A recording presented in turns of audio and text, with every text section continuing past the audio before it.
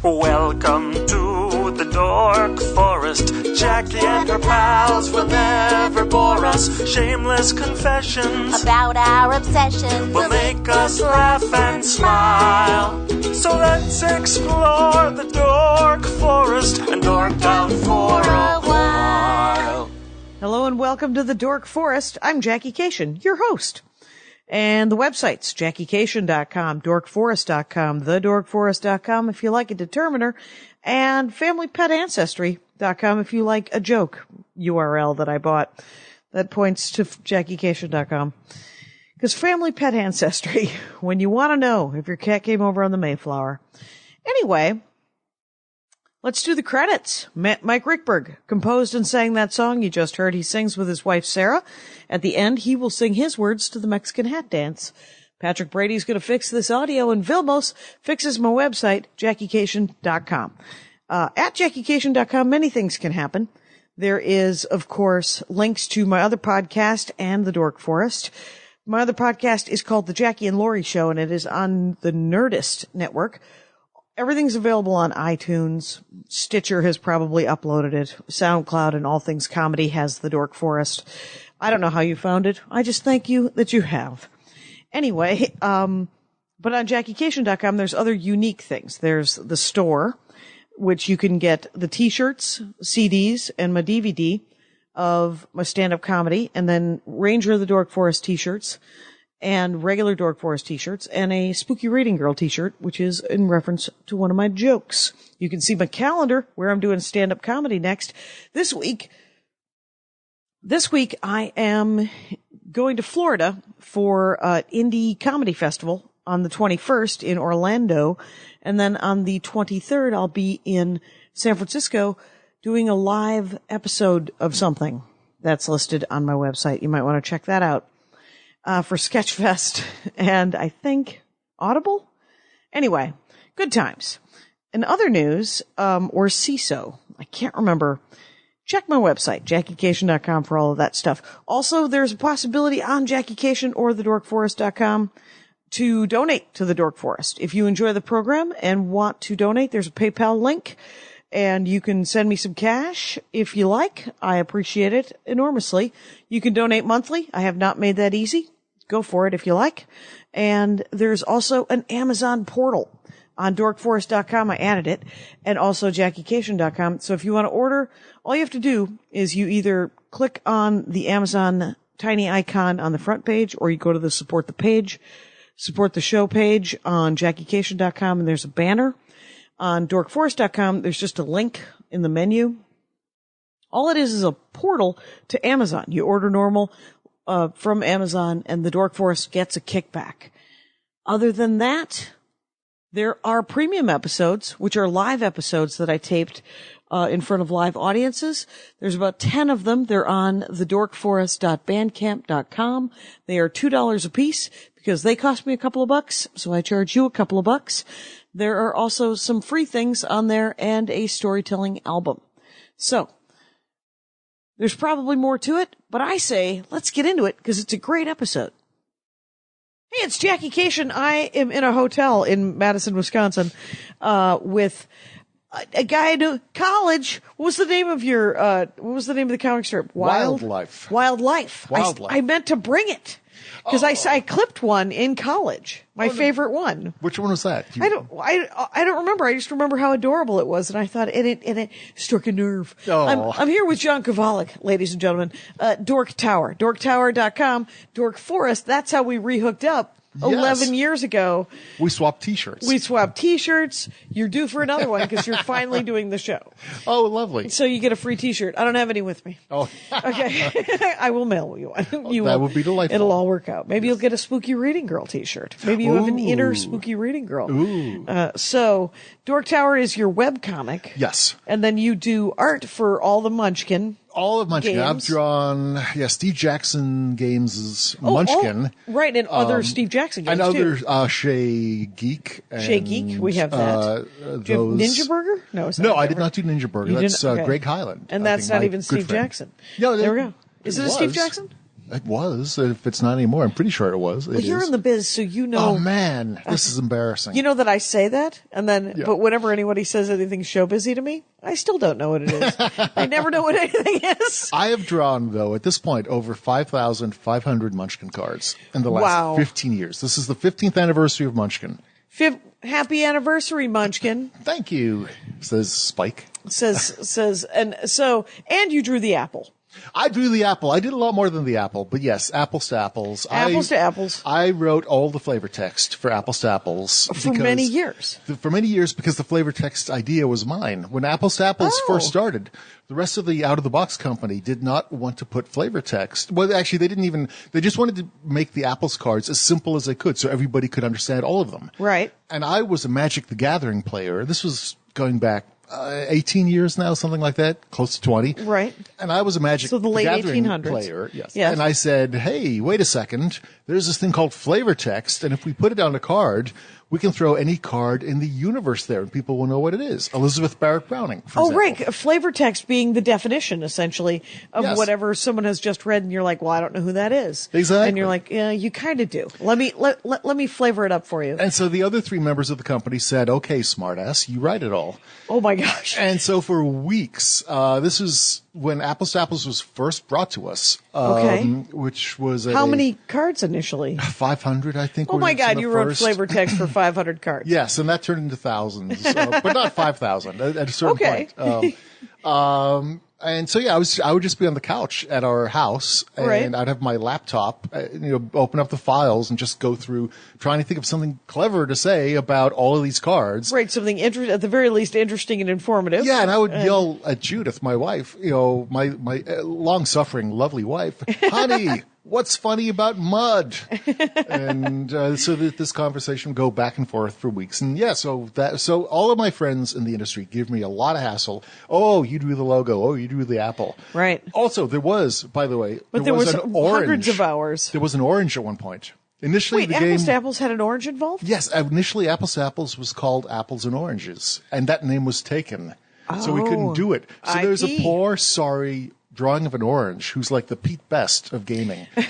This close to fame, and just never got there. I love the anthropomorphication of your drawings. Yes. I used as my profile, because I was your practice drawing one day, remember? Yes, You that's drew right. me slaying a dragon. Yes. And Andy had it framed, and it's in our house. Oh, that's lovely. Yes, it's sure. So, John Kovalic, you enjoy games Yes. in addition to being instrumental in other people's games. So, what? Now, do you want to do this D&D rabbit hole? Are you gonna, I for can the talk first about time? anything. It's like gaming is my. Well, you're old school. You were a dork luminary here in Madison, Wisconsin. First of all, Even older than that. I mean, I don't want to sound like too old, but I bought. When I grew up in England. okay. I was actually born in Manchester, as you can tell from the accent. Me It's and an Morrissey. amazing British accent, Yes, by the way. thank you. My wife can actually do a better British accent than I can at this point. Where was she raised? Ellsworth, Wisconsin.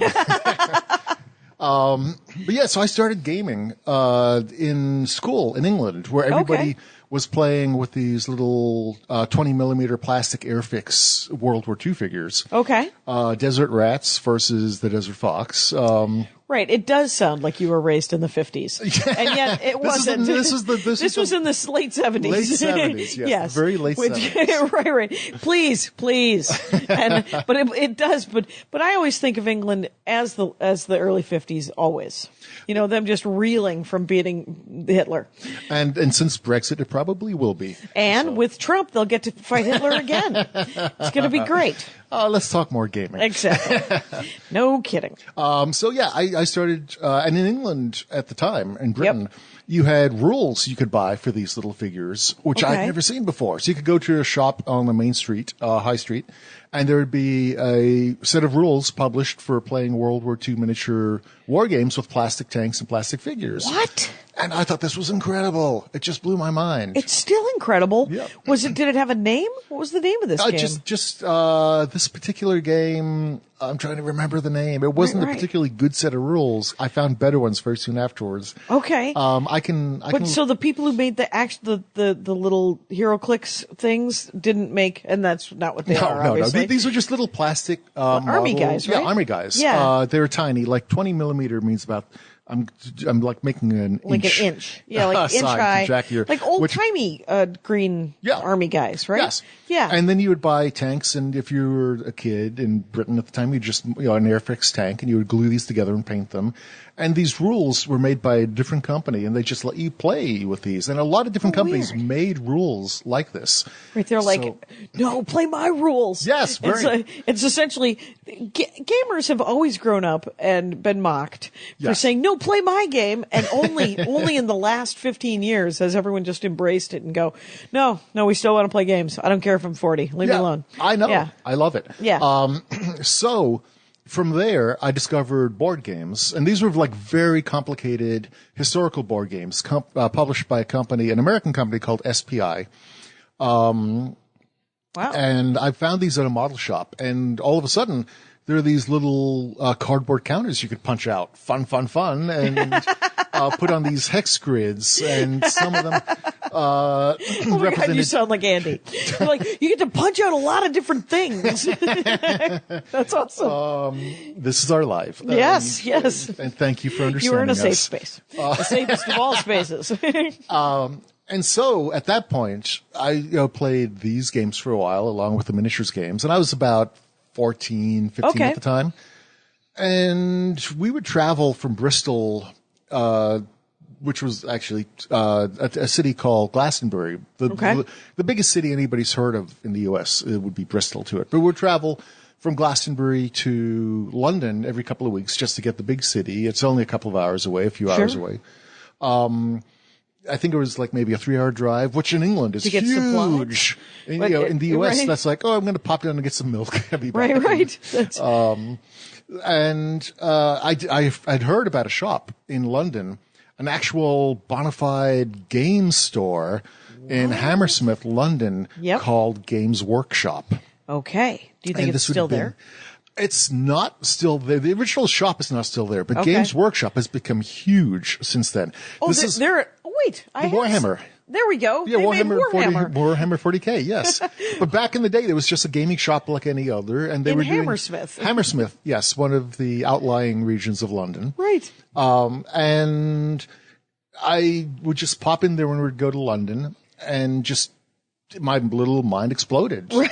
There was a place you could get all these different kinds of games, Yeah. and that's where I discovered a small, tiny white box with the words Dungeons and Dragons on the cover. Oh. And it three finally made it. little pamphlets were sold by Games Workshop in a box. Mm-hmm. And fortunately, they had a little photocopied piece of paper next to this, which essentially said, "What is role-playing?"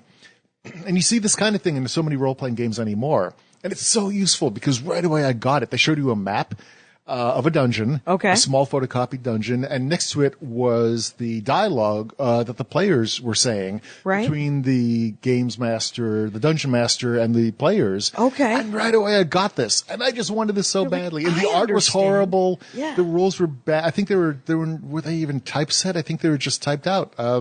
And it was this really cheap little box. But all of a sudden, the potential became very clear to me.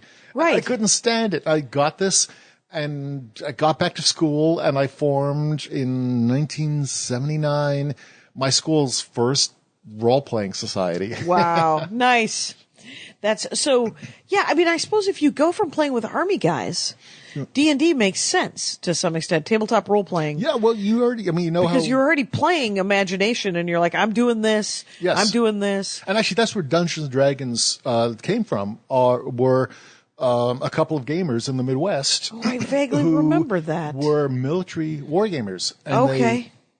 they essentially built Dungeons and Dragons from some of their Because they wanted medieval dragons and orcs. Who doesn't? And who doesn't? Why Yes. wouldn't you? Exactly. And last episode was with my brother. We spoke almost entirely about Tolkien. And so it was pretty great. Nice. Yeah, but it does make sense that it would go from playing Army Guys, but D&D is Army Guys, but with a dungeon master. Yes. Who can call it, where you're just like, no, see the trajectory, I would have got you. See, now there's a dungeon master who can say, yeah, he got you. Or he didn't get you. And why don't you roll a die and tell me if he got you, because I can't tell. Yes. And so, yes. yeah, that's, I mean, which is a great description of how to play tabletop gaming. It makes much more sense. It's funny because right now I'm starting with 5th edition Dungeons and Dragons. Okay. I've kept active in role playing, but I've not actually dungeon mastered a game for something like 30 years. I just don't have time. So have you played other people's? I have, yes. What editions? Like 2nd edition? I mostly Pathfinder 2nd edition, but it really kind of skipped from 1st edition, which came out while I was still in school. Right.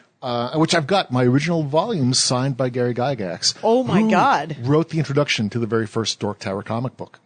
What? Yes. Is that still in print? The very first Dork Tower comic book with the introduction by Gary Gygax? Or something okay. like that. I will look into that because, you know, Andy's Sigline is a Gary Gygax quote. I did not know that. Yeah, so, why would you? Yeah, the amount of emailing. Anyway, so it was Gary and Dave Arneson up in the Twin Cities. Yeah. So I played a lot of 1st edition, kind of skipped over 2nd edition. I kind of fell out of role-playing a bit when I started college. Then got back into it with 3rd edition, 3.5 Pathfinder. Other people were running at the time. I'm still playing a 3.5 game. I love 3.5 and Pathfinder, which is essentially 3.75. Right. I wouldn't run them. They're a little too fiddly for the way I think. And 4th edition was not my game.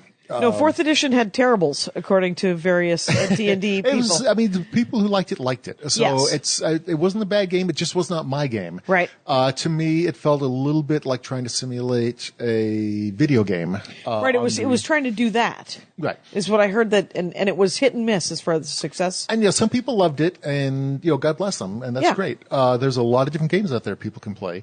But when 5th hit, Would you recommit?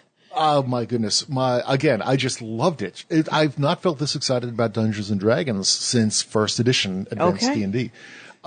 It's beautiful. It's elegant. It's easy to run. It's fun to run. Okay. There's a lot of role playing that comes into it. It's my game. And so it got me so excited. I actually ran a couple of sessions for my nieces and nephews, and they loved it. And now I've actually got a group of friends here in Madison who want to learn it. And so 3 of them have role played before, 3 of them have not role played before. Oh, that's a big group. Yes. Well, I'm guessing that because we're all adults now, we'll probably at best get 4 of us together at any one time. Oh, so you're going to do that? Yeah, we're going to do the I'm in quorum. a couple of those games where you're just like, if you can play, if you can't. Yes. I've done 2 Pathfinders like that, and I think 1 Champions. Yeah. And so if the player's not there, it's not the end of the. Yeah, their characters are not in danger. They're just off doing other things. Right, they weeded off. Yes. And, but so hopefully we'll get the group together as a group once every month or so, and then maybe do a second game. Now, when you game, do you do it? Is it an all-day thing? No. Once a couple of months? I do not have time. I work in the game industry. I don't have time for that. Right, you don't have time to game. You have work to do. This is, I would do it in like a 3-hour session, chunk? 7 to 10. Okay. Something is doable. Oh, early night. Yes. Early evening. Okay. Yes, because it's we're all adults. This is when I was in college. I used to do all night gaming. We used to play this board game called Air War, which is just, again, one of these old SPI games where you punch out the counters. Okay. And we would have these dogfights that would last all night, and we would see the sun come up. And what? I kind of miss that, but at the same point in time, I like being an adult much more. Yeah, it's. I will say this: is Andy has scheduled our Eberron game. It's usually every 6 weeks, and we play from noon to 6. Oh. And then we go out to dinner. I mean, it's a full. I mean, there's a reason why people's wives are playing. It's you're just like, or your husband or whatever, because they're just like, well, this is the only day off that we have. Yeah, let's spend it together playing. Yeah, that's not too bad though. I might try that sometime. And it's not bad. And then you, because we are adults, it's not all Cheetos and fried pickles. You have a fine. You had fried pickles for gaming? No, nobody. I don't know what you people were eating before I played this game. And but it was so with a little healthy healthier food can also Yes. be put Yes. forth. Yes. Andy enjoys a hummus plate. Nice herbal tea, perhaps. Right as we go into our twilight years. Yeah, exactly. With our gold dice. And, so did you, do you collect dice and different stuff like that? I'm not. Are you drawn I've to never it? been a huge. I mean, I will buy really cool dice when I see them. Yep. And this is going to sound so sad. I was going to say I'm not a big dice person, Right. but they just did a really good deal on Amazon on 100 dice, and I just had to like. It's like 100 Right, so you're the dice for proud- $10. What? Well, they're all Score! gaming dice, And they're all- so. Like various D20s, D10s, D12s, D8s. The D stands for dice, you guys. That's 12-sided dice, 20-sided dice. And I just thought how useful it would be to get these. And so if some of my players do not have their own dice, I could just be a generous dungeon master Yes. and say, here is your own set of Now, gaming here, dice. now, the first D&D I ever played was with, was this Eberron game 12 years ago now, Yes. 11 years ago. I am essentially a god, because I'm on 17th or 18th level. Oh, you mean rogue. in the game? In the Okay. game, yeah. I was- Out here. Yes. I am a minion.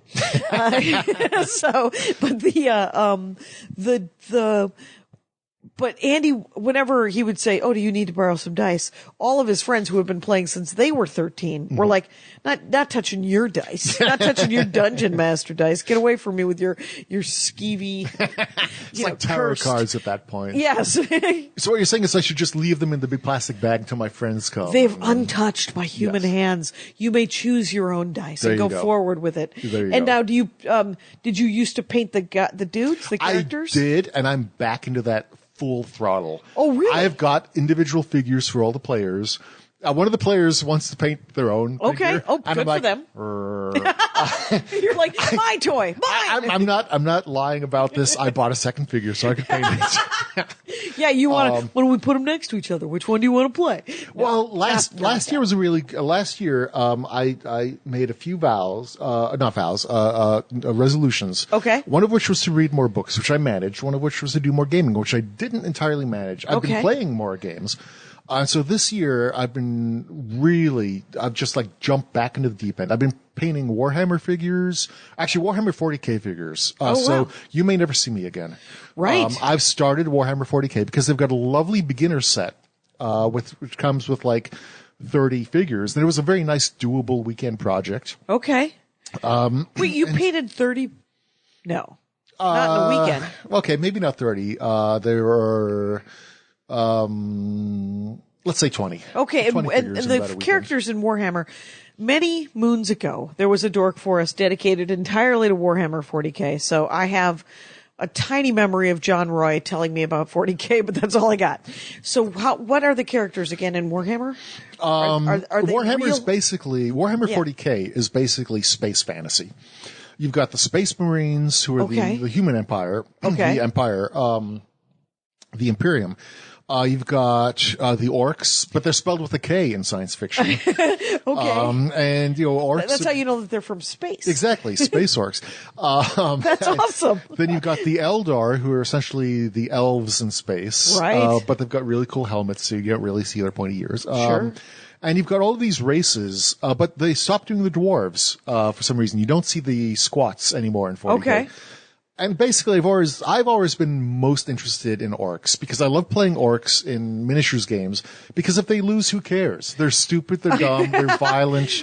They're and- cannon fodder. Exactly. It's Exactly. It's kind of like, playing the Russians and, who do you want to lose more, Stalin or Hitler? oh, right. Yeah. It's, so Axis and, right. Okay. but anyway, playing orcs is great fun, and I like it because you can never take them too seriously. Okay. And so the opposing force is the Imperium, just because I like pinning up really cool Space Marines. Fair enough. And so I've gotten, I've done all these up, and I've had to relearn. I used to be a good painter. I haven't painted figures seriously in maybe 5 years or more. Okay. So the first few figures, I applied the paint much too thick and lost a lot of the detail. Okay. The next series of figures, I've just been doing them with inks and washes and getting a lot of the more detail is coming out. Stuff I knew from before, but I just totally forgotten. Okay. It's not entirely like trying to ride a bike. So now I'm painting up all the monsters for this adventure and all of the player characters. And I've got so many orcs and goblins and dwarves and things anyway from my old Warhammer gaming days. Right. Fantasy. Well, Fantasy. right, that you could just bring into D&D. Right. Yeah.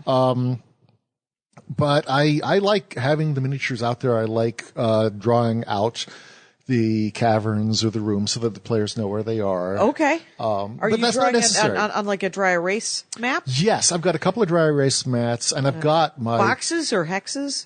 They're squares. Squares, because D&D is squares. Yes. 5 foot squares, right? That's right. Yep, there you go. Yes. Mm-hmm. And the average character moves 30 feet per turn, and so they can move 6 squares. 6 squares with a double move, sure. But it's been wonderful. I mean, it's having worked in the gaming industry now close to 20 years. Yeah. I have never been doing this much actual gaming since I started. And you always get the chance to game at a convention or with but then you'd just rather see your friends and hang out and discuss gaming ideas. Right, or hide. Yes. Yes.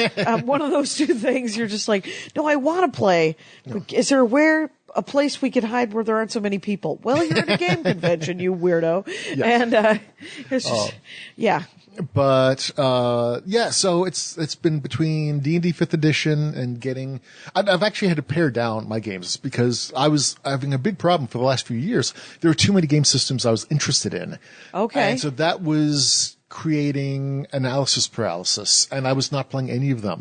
So I'm selling a lot of games. Okay, just kind of clearing out your game cabinet? A little bit. I mean, I've got shelves and shelves and shelves of gaming. What are your favorite board games right now? Are there a couple that you're? I've been playing a lot of board games because board gaming is so hot, and also it's such an easy way to get some gaming in with your friends.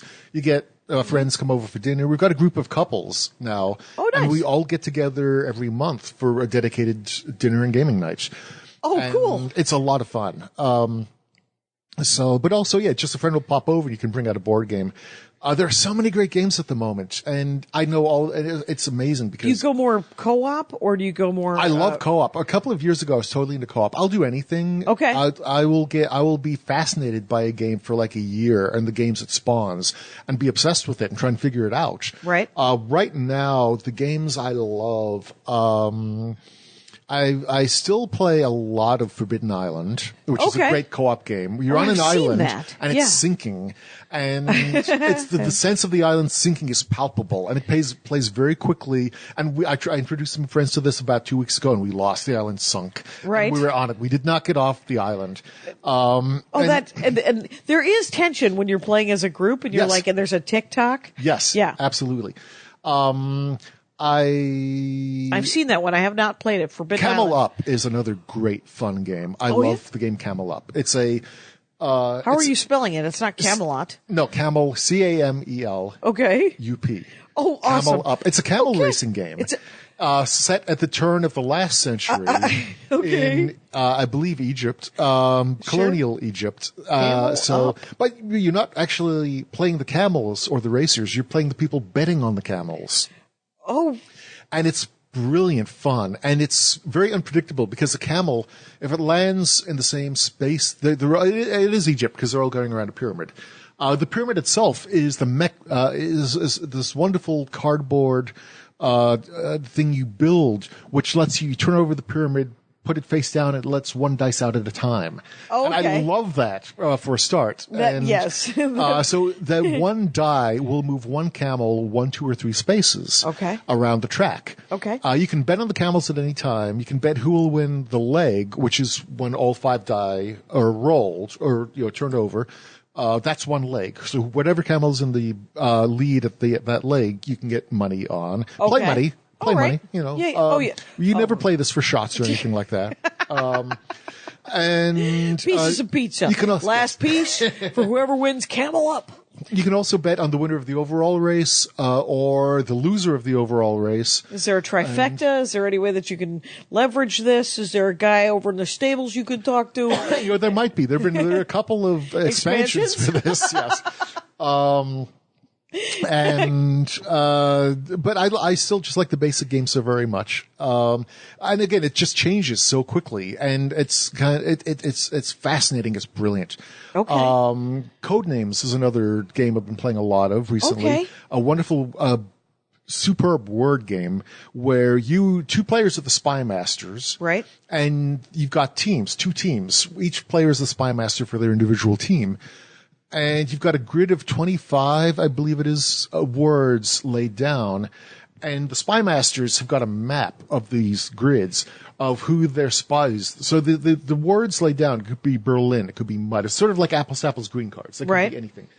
And these are the code They're names just regular of agents. nouns. Yes. Okay. And you've got to get your team to guess all of your agents. Right. Without guessing any of the other agents, which gives them an advantage. Or So it's like password to some extent, if I a little remember correctly. bit. It's 'Cause a you little can't more. give too much. Yeah. It's a little subtler than that because you can only give a one-word clue. I'm terrible at it. I played it on tabletop with the Will Wheaton thing. What, you did? Yeah. What yeah, was it that? was I missed that. 4th edition, the 4th season. Oh, has So- that aired? It either just aired or it's about to air. Yes. I can't tell you who won. No. I'm not very good at it. I So don't you know. played Codenames? Yeah. Oh my. Yeah, that was the game we played. Oh, wow. And then you get a free copy of it. And but I was so terrible at it that Oh I was man, like, I never got a free copy of Ticket to Ride Europe when I was on tabletop. "Oh, you got to play Ticket to Ride Europe? I know. That's yes. that train game." Yes. It Oh was my gosh. great. That's a great game. I played with one of the cast members from Buffy the Vampire Slayer and Ann Wheaton and Will. So it was like just terrific. I know. I've had several. I can't remember everyone's name. Yes. They've all been on the Dork Force though. Oh, that's so a reunion show. Yeah. Well, I reciprocity. I was Yes. like, you may be, of course, yes. I want everyone to be on the Dork Oh. Force. So yeah, so it's code names. Yes. Oh God, I maybe love that game. if I played it more than once or twice, I might.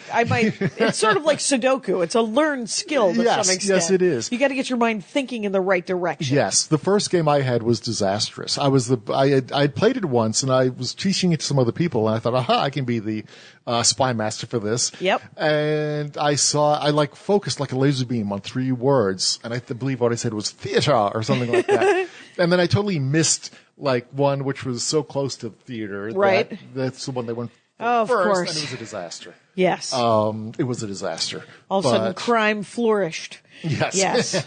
Well, yeah. So those are just some of the games I've just been really, really into recently. But there are dozens. Right. I just bought one when I was in Minneapolis. I think it was called Dangerous Dirigibles or something. Oh, I've seen that. It looks beautiful. It was beautiful, super fast. Is that by Fireside Games? Who could tell? Okay.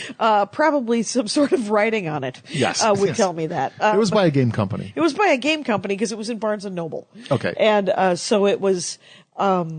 You're essentially building a steampunk dirigible, and it's super fast. And Andy just played us. We just played a two-person game, and that was really fun. And then for Christmas, I got the Battle of Hogwarts. A deck building game. Yes, Which yes. is, I love Thunderstone Advance, but it's so fiddly to set up, I can't figure out how to set it up. But the Hogwarts Battle Yeah. of Hogwarts, much easier to set up. Nice. And it's also a deck building game. And Nice. so I'm on board. And then the other one was something called Myth. A Myth, not of Myth and Men, No. but it's Myth, M-Y-T-H-E. I think I know of that game. It's adorable. It looks yeah. like a pop-up greeting card, Yeah. and it just has a volcano, and it has your mice going on a very short road up to the volcano, where you have to get past the dragon, who is a tiny wooden figure, to get the silver cheese. Silver cheese done in metal. So Ooh. nice toy value. Nice. Yes. Yeah. Yes. It's but it's the tiniest game in the world. I don't Yeah. even know if it's out. Andy got it somewhere. I know the name. I know the pronunciation. Myth. It's fun to say. on the edge of my radar. But yes. Right. And then he asked for several games. I think Isle of Skye, Okay. which I have yes. not played. I've not played that. And but, then something called Seafall, yes. where yes. it's one of those tile building games where you just add tiles and make a Yeah. make a land. Yeah, I've not played that. I've heard very good things about it. But there's a bunch of games like that, sort of like I think they're little hex squares or whatever, and you build a game. Yep. So, yeah, I mean, it's a golden age of game design That's right now. wonderful. And you cannot keep up with everything that's coming out. You just can't. No, you can't. I've got so many friends in the industry, and these people are brilliant designers, and like some of them are genius level at game design. Yeah. And I just feel so bad. I cannot play all the games that are coming out. And I can't even play all the games I'm illustrating.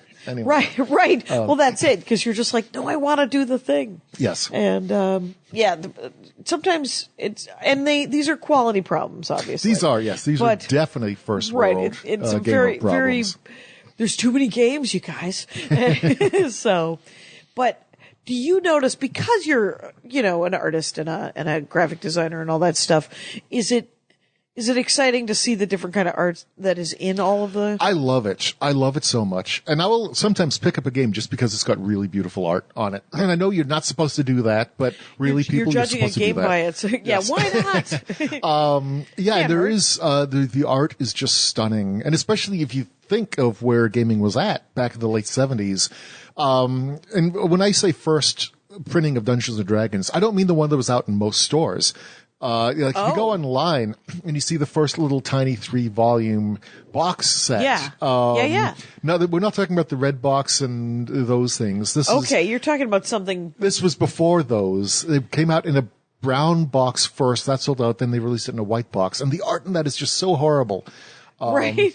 And wasn't he from like Lake Geneva or something? Gary? Yes. Yeah. And that's who grows up in Lake Geneva, Wisconsin, unless you're like a mob, like was his dad a mob boss? Only if you visit from Chicago, I think. Well, that's where the mob, where they vacation and bury their dead.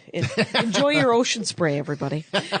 There's a lot of cranberry bogs in Wisconsin. But that's why Gen Con gets its name. It's Geneva Convention. Oh, that's right. Lake Geneva Convention. Yes. So Gen Con is the board game convention in Indianapolis, and role playing and role playing and all the everything. 80,000 people.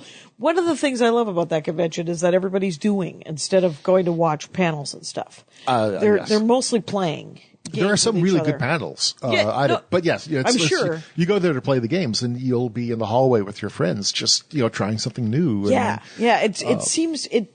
It's not, I don't mind. I mean, I love panels. I love being on them. I love all the things. But I did like that it felt more social, you know, and it was kind of neat because, we all isolate so bad. And so Gen Con is this thing where you're like, well, I'm just going to sit at a table and play with these guys. And so that's neat. It is. Gen Con is wonderful. It's so big, but I think it still keeps this very special feeling about it in the way that other giant conventions for me just never have. Right. It could be a little, because it is 80,000 people if I remember. Close to that, if not more. I forget. It's just, I mean, I know the dealers area was so huge last year. The dealer room must be insane. Just because it's full of games. Yes. And then does it also have because I don't remember going to the dealer room at Gen Con. Oh, wow. I've only been once. Okay. And I saw your show there. Oh, I did stand up. Yes, that's you did. Right. Didn't I do Crackers downtown? Something I could not remember the name. Crackers that sounds in like Indianapolis. People get to name their own comedy clubs. You guys get out there. Yes, Alex, my business manager, and I came to see you. That's right. Oh, I remember that. It was the downtown one, which is now called Jokers, by the way. Oh, Crackers okay. moved up the block and opened a new downtown Crackers, and then in where Crackers used to be is now Jokers. It's a fascinating tale of stop calling it. Just call it the Indianapolis Comedy Club, if you would, please. Anyway, the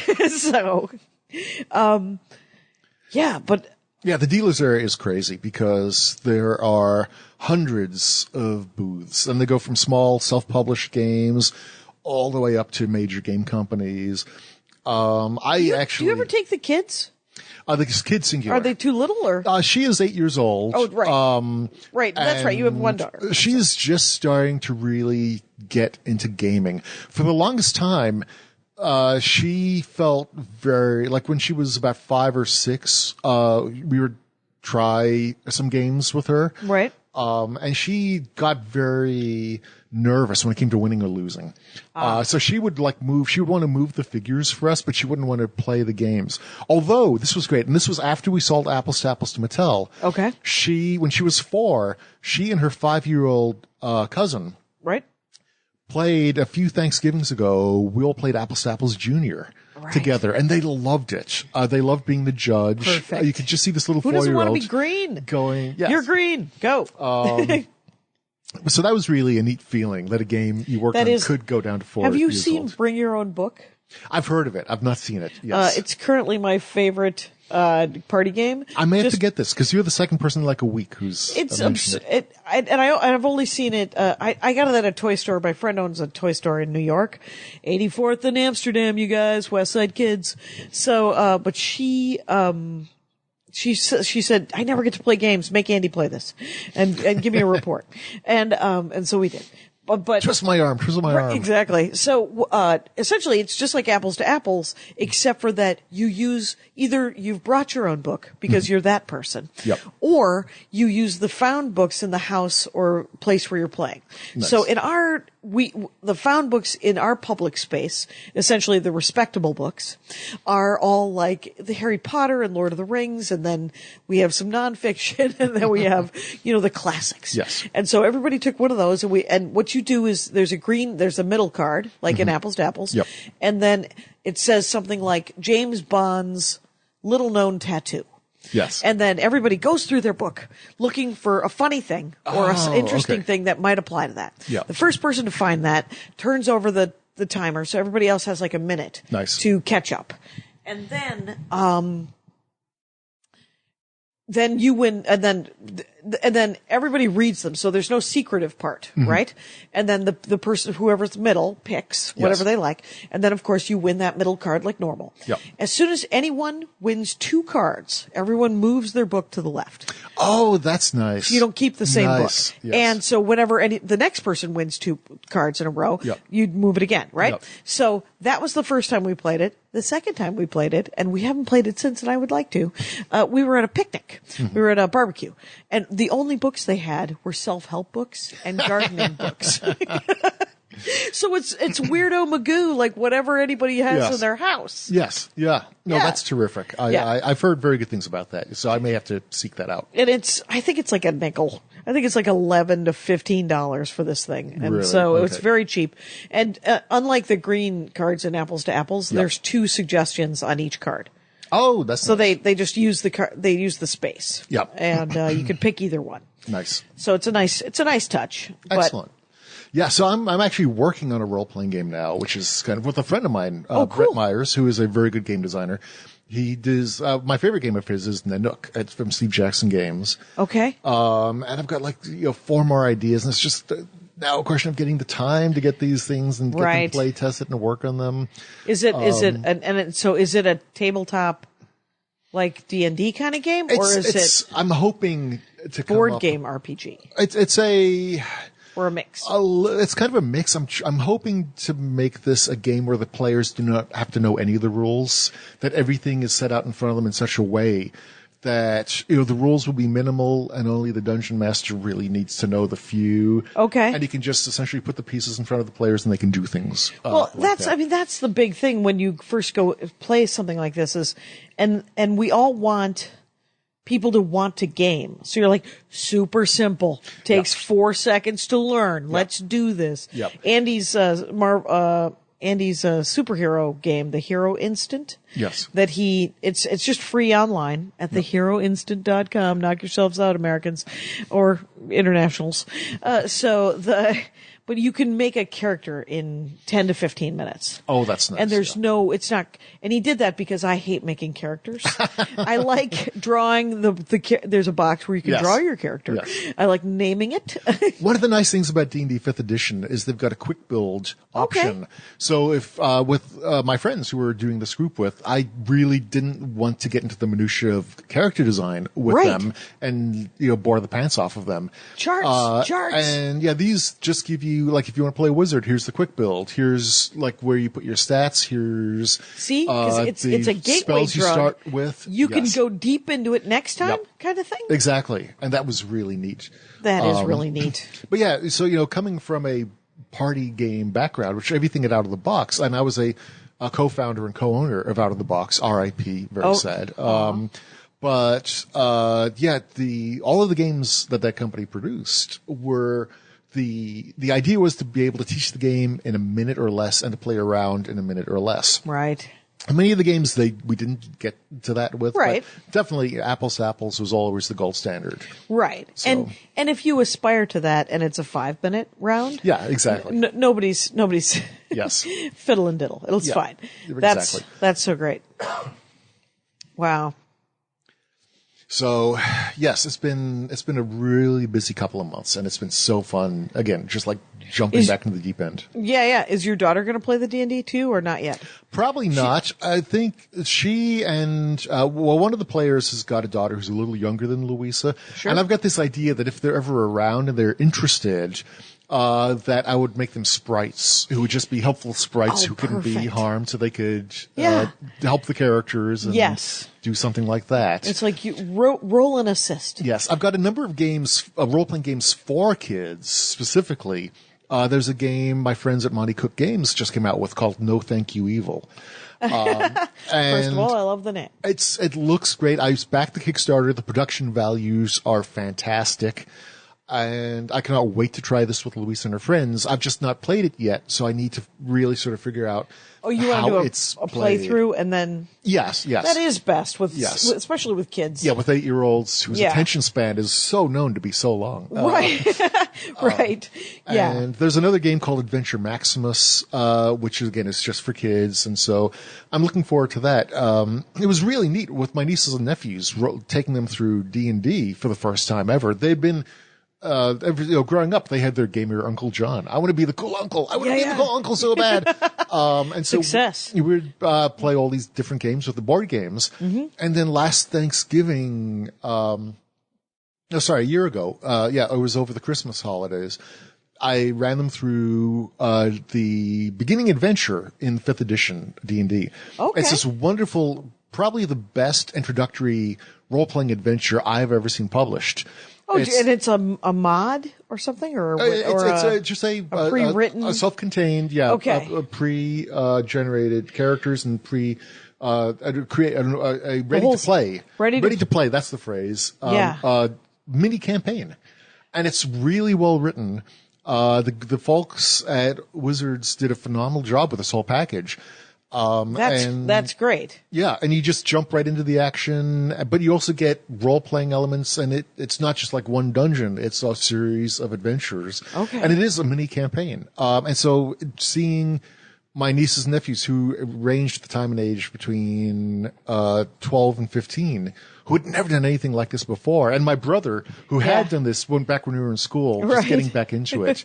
It was wonderful seeing this. And so I'm just so excited again to be back into the whole role-playing thing. That's so great. It's, everybody, hey, Rangers of the Dork Forest, just so you know, I'm talking to John Kovalic, which is at muskrat_John on Twitter.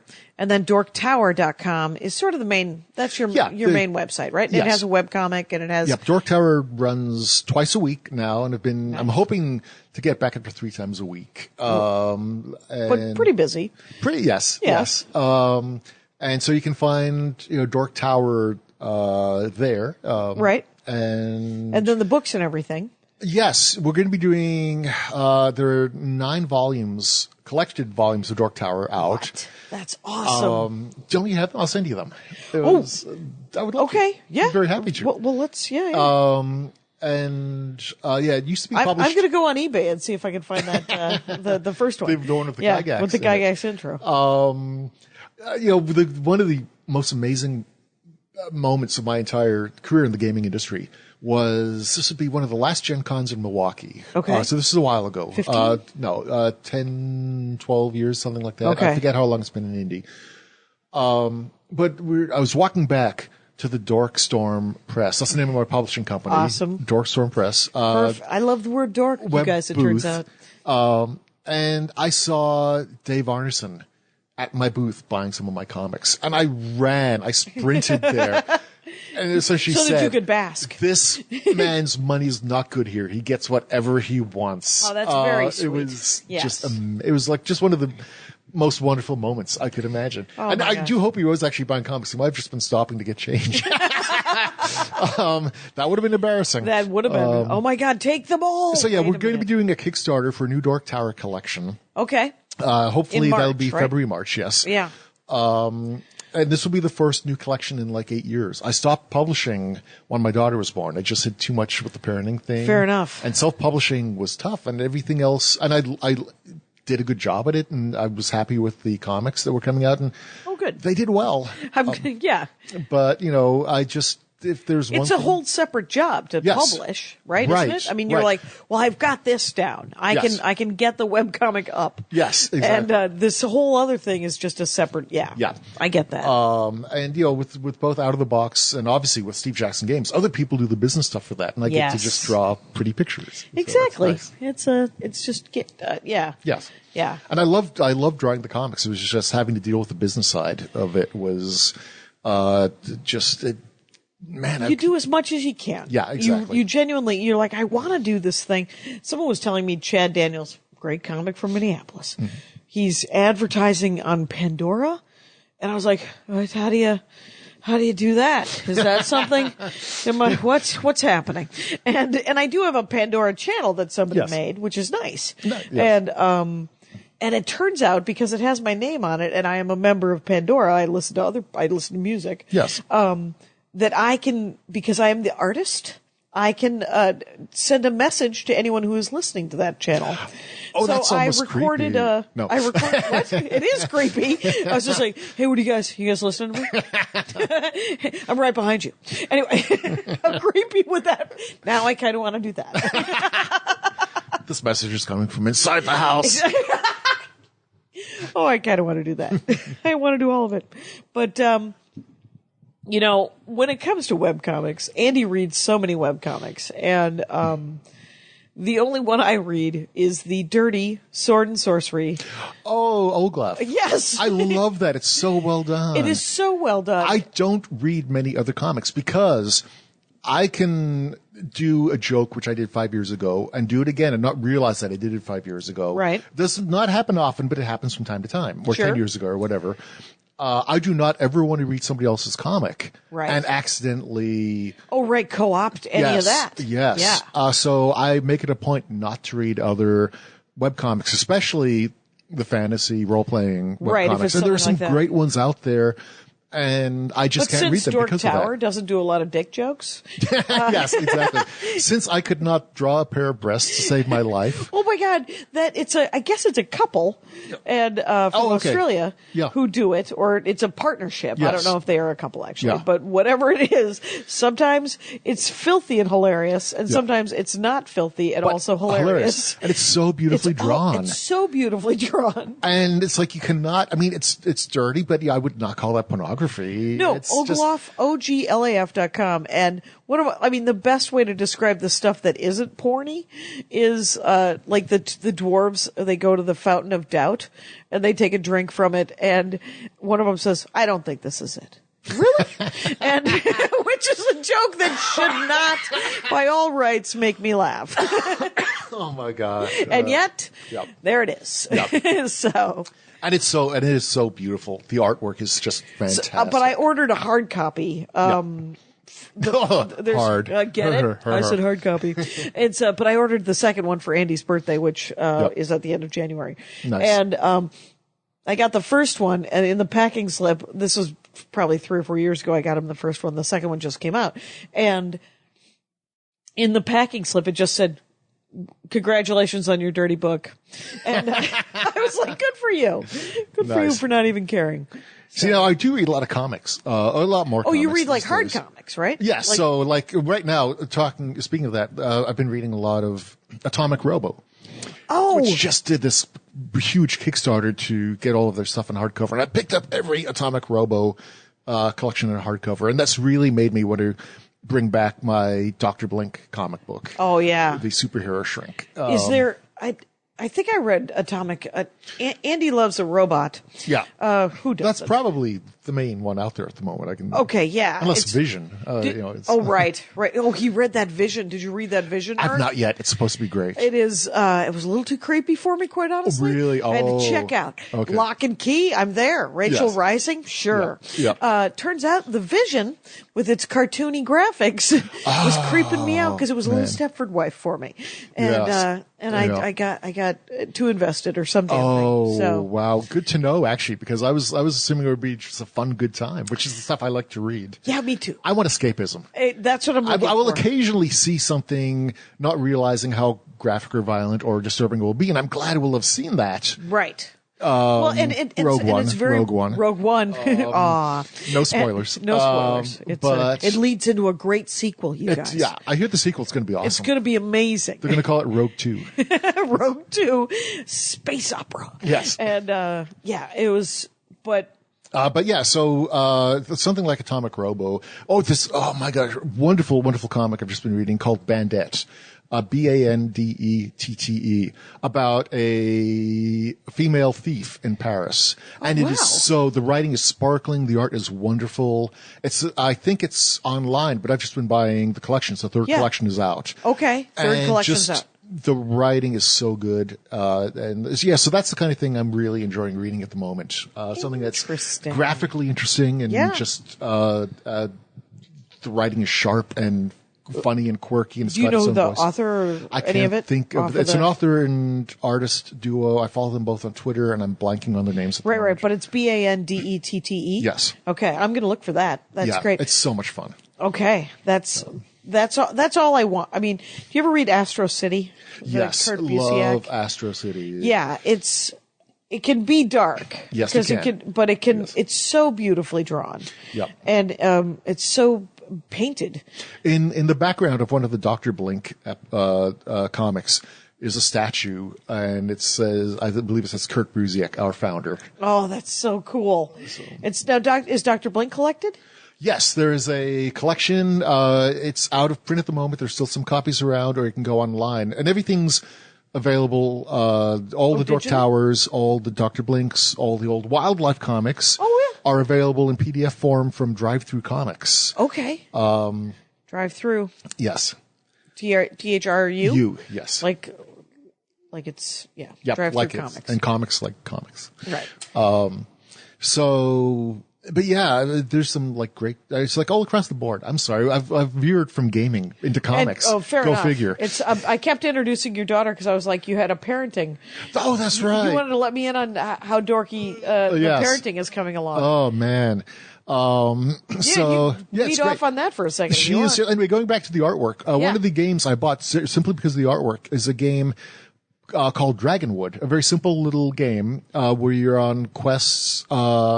And you're collecting cards, and the cards you get, you can use these to fight and beat the monsters. Okay. So you get a little bit of Ticket to Ride. You're trying to get, cards either in a series or all of the same color. Got it. But it's actually the first game, Louisa has really glommed onto, and it's the first game she's asked to play twice, and she keeps asking to play it.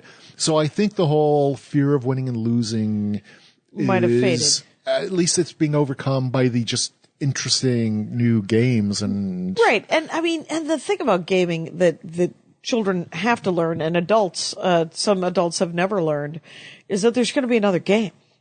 Yes. Who cares who wins? I mean, you want to win, but if you don't win, turns out you're going to play it again. I would much rather lose a really great fun game, than for win sure a real asshole-ish kind of backstabbing. It was the greatest. I would not want to win a backstabbing game, said the artist of Munchkin. Right. Well, and that's the thing. I've only ever won 2 games of Munchkin in my life. In 15 years. I have played Munchkin to a standstill, where the only way anyone has won is when someone made a dumb mistake, and then all of a sudden you're like, "Oh, pile on, bam!" I like playing Munchkin. I enjoy Munchkin a lot, but I get ganged up on hilarious, from the start because everybody thinks because I drew the dang cards, I know how to play the game. Exactly. Hey, you've got that T-shirt. Yes. You know, the T-shirt that gives you a plus one of your shoes or something. Yes. I even lost a game of Munchkin once where they let me draw my cards when it was my turn if I got a blank card. And I could just not bring myself to draw John wins, end of game. Steve Jackson totally could have done that and would have done that. Right. And totally so this is why you can tell I'm not a natural Munchkin player. Right. Right. It's, yeah, I like Munchkin. I like all of those games, actually. He makes they're funny, is what I like about them, is how goofy they are. And you're like, the odd thing is, they like worldwide. I get invited to conventions like in Brazil. I went to Brazil and Poland a couple of years ago. Right. I go to Italy all the time, Germany all the time. Munchkin is a worldwide thing, which surprises the heck out of me because so many of the cards are based on really terrible puns. Right. It's like, how can this possibly English. Translate? Yes. Right. But people just enjoy the game. Right. So much. And the art is, and I'm talking to you, so, but what the heck? We'll lay it on a little bit. It's adorable. Oh, thank you. It's I want to go fun. back and redraw all the cards from like the first 3 games. Wow. Just because it's been that long and I think my art has progressed so much. I hope so. And like any good cartoonist or comic, I think a healthy dose of self-loathing is important. Yes, you got to let that go. I have a early album that I would like it to be lit on fire. So, but nope. CD Baby keeps telling me, "No, we sold out of it. We're going to need more of those." And I'm like, "You only had 5. Why?" There's an album before that Circus People album that I burned, which is on fire and almost impossible to get. And if anybody ever finds Cake Is Not My Downfall, feel free to rip it quickly because it will disintegrate right in front of your face. Anyway, but yeah, I mean, so I understand. I mean, I'm very happy with my art now. I keep wanting to make it better. And so for Munchkin Oz and Munchkin Grim Tales, which came out, I was super happy with how those turned out. Oh, cool. And it does make me want to stomp all of the old original stuff, which I was rushed. I was using bad materials. Right. I was using, I hate to say this, the first like 3 Munchkin games, I used a Sharpie to illustrate because it was fast and I needed to be fast at the time. You had to crank out some serious. And in fact, with Dork Tower as well. And now I use good pens, good paper, really good art paper, really good pens. Sure, you can bring it all up a joy. Yeah. But back in the day, like 15 years ago or 17 years ago, when Steve first threw Munchkin at me, right? Oh man, it's embarrassing. Well, but people love it, and Steve doesn't want any of the cards to change because they're iconic now. Right. Like, now, iconic is French for suck. Right. The art, iconic only is the art. I'm irritated, and but it's you can't. We aren't allowed. You created the thing. You got to let it go. Yes. Yeah, exactly. I've come to peace with it. Yes, there you go. Sort of. Yes. You can tell I'm clenching right now. Look at my body posture. I'm just a little bit of if I could just hand it to me. Hand me the plates. And okay, so we're almost at an hour, which is hilarious. Yes, a classic. It's I am of course with John Kovalic, Madison, Wisconsin's Dork Luminary, creator of Dork Tower. I'm going to put that on my business card now. Please do. I always look for a local Dork Luminary, and you're today's. Oh, it's a good one. I was psyched because we've known each other for so many years, off and on, and then the last couple of years, every time I've come to Madison, there's no time. And so this has worked out so great that you were able to stop by for an hour. This has been fantastic. Yes, and welcome back to Madison. Thank you. It's 4 below. It is. And I realized why I was a mouth breather during college. I'm like, I need all the air, and my hairs in my nose are on fire. It's when actually that is the one level when you blink, when your nose starts freezing. The second level is when it gets to -20. Yeah. And when you blink, and for a split second, your eyes don't open. And that's like, this is just stupid. You can drive to cold. You can fly to snow. You don't have to. Yeah. That's why nobody leaves California, in my theory, is because they have all of the things. Like, take me with you. I know. Well, you could go to the desert or the mountains. I remember when I tried to get Andy to come to Wisconsin any number of times, I was like, it's really pretty. We have all these beautiful forests. It's really rolling hills. And he was like, yeah, have you been to Yosemite?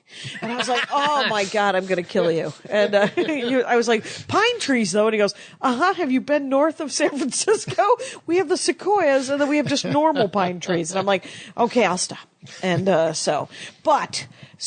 January, it's now the end of January when this will go up. Yep. And So keep an eye, Rangers, at dorktower.com for John Kovalic's Kickstarter for the next big collection of Dork Tower. Yep. And of course, go out, get Munchkin, get all the things. And it's at Muskrat_John on Twitter. Muskrat John, yes. Muskrat John. With the underscore. Thank you so much for doing the show. I'm so glad we could do this. Thank you so much. It's so great seeing you again. Exactly. You are welcome. And Rangers, you know the rules out there. Take care of each other. My hat, my hat, my hat. They're dancing around my hat. My hat, my hat, my hat. Well, what do you think of that? If it looks like a Mexican hat dance and it sounds like a Mexican hat dance, it's most likely a Mexican hat dance. So take off your hat and let's dance. Yay! Oh my God. Why don't we just call that as the end of the show?